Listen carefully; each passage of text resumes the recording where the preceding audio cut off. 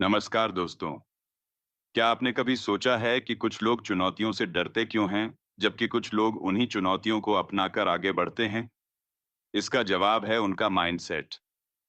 इस किताब में प्रोफेसर कैरोल ड्वेक बताती हैं कि हमारी सोचने की शैली, फिक्स्ड या ग्रोथ माइंडसेट, हमारी जिंदगी की दिशा तय करती है।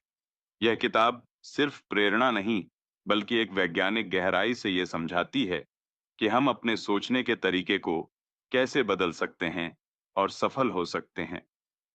अध्याय एक, दो मानसिकताएं, fixed versus growth mindset. Fixed mindset मानते हैं कि बुद्धिमत्ता, प्रतिभा और चरित्र जन्म से तय होते हैं। असफलता बेइज्जती, चुनौतियों से डरते हैं, आलोचना को नकारते हैं। ग्रोथ माइंडसेट मानते हैं कि मेहनत और सीखने से काबिलियत को बढ़ाया जा सकता है। असफलता सीखने का मौका, चुनौतियों को अपनाते हैं। उदाहरण, एक बच्चा जब बोले मुझे कठिनाई पसंद है, इससे मैं और बेहतर बनता हूं, तो समझिए उसमें ग्रोथ माइंडसेट है। अध्याय 2, सोच की गहराई। हमारी धारणाएं कैसे सफलता को प्रभावित करती हैं? यह अध्याय दिखाता है कि आपकी आंतरिक मान्यताएं आपकी क्षमता को सीमित या विस्तारित कर सकती हैं। फिक्स्ड माइंडसेट वाले वैलिडेशन, मान्यता चाहते हैं। ग्रोथ माइंडसेट वाले ट्रांसफॉर्मेशन, परिवर्तन चाहते हैं। उदाहरण, एक छात्र जो कम नंबर आने पर पढ़ाई छोड़ देता है, वह फिक्स्ड माइंडसेट में है। लेकिन जो यह सोचता है कि अब मुझे और ज्यादा मेहनत करनी है, वह ग्रोथ माइंडसेट में है। अध्याय 3, प्रतिभा बनाम मेहनत। क्या सिर्फ टैलेंट ही सफलता दिलाता है? नहीं। लेखक साबित करती हैं कि टैलेंट एक शुरुआत है, लेकिन लगन, मेहनत और निरंतर प्रयास ही असली कुंजी हैं। आईक्यू टेस्ट के जनक एल्फ्रेड बिनेट भी मानते थे कि इंसान की बुद्धिमत्ता को शिक्षा और अभ्यास से बदला जा सकता है। टैलेंट आपको शुरुआत देता है, पर जीतते वे हैं जो कभी रुकते नहीं। अध्याय 4, खेलों में माइंडसेट का प्रभाव।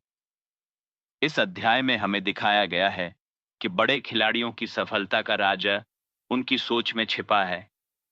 माइकल जॉर्डन को स्कूल टीम से निकाल दिया गया था, पर उन्होंने हार नहीं मानी। मिया हैम ने हर बार फेल होकर खुद को सुधारा। ग्रोथ माइंडसेट खिलाड़ी कहते हैं, ये कठिन है, लेकिन मैं सीखूंगा। अध्याय 5, व्यवसाय और नेतृत्व में माइंडसेट। इस अध्याय में बताया गया है कि अच्छे लीडर वही होते हैं जो सीखते रहते हैं। फिक्स्ड माइंडसेट सीईओ जैसे ली या कोका सिर्फ खुद को साबित करने में लगे रहते हैं। ग्रोथ माइंडसेट लीडर जैसे लू जर्सनर, आईबीएम लगातार सुधार लाते हैं, टीम में विश्वास रखते हैं। सीख, लीडरशिप का मतलब है हर दिन खुद को और अपनी टीम को बेहतर बनाना। अध्याय 6, रिश्तों में माइंडसेट। रिश्तों में भी माइंडसेट का बड़ा असर होता है। फिक्स्ड माइंडसेट पार्टनर आलोचना को अस्वीकार करते हैं। ग्रोथ माइंडसेट पार्टनर मिलकर एक दूसरे को बेहतर बनाने की कोशिश करते हैं। मजबूत रिश्ते उन्हीं में होते हैं जहां दोनों लोग मिलकर ग्रो करते हैं। अध्याय 7, माता पिता, शिक्षक और कोच का प्रभाव। बच्चों का माइंडसेट उनके माता पिता, शिक्षक और कोच से प्रभावित होता है। तुम बहुत स्मार्ट हो कहने से फिक्स्ड माइंडसेट बनता है। तुमने मेहनत की, इसलिए सफल हुए, यह ग्रोथ माइंडसेट को बढ़ाता है। फालतू तारीफ नुकसान करती है।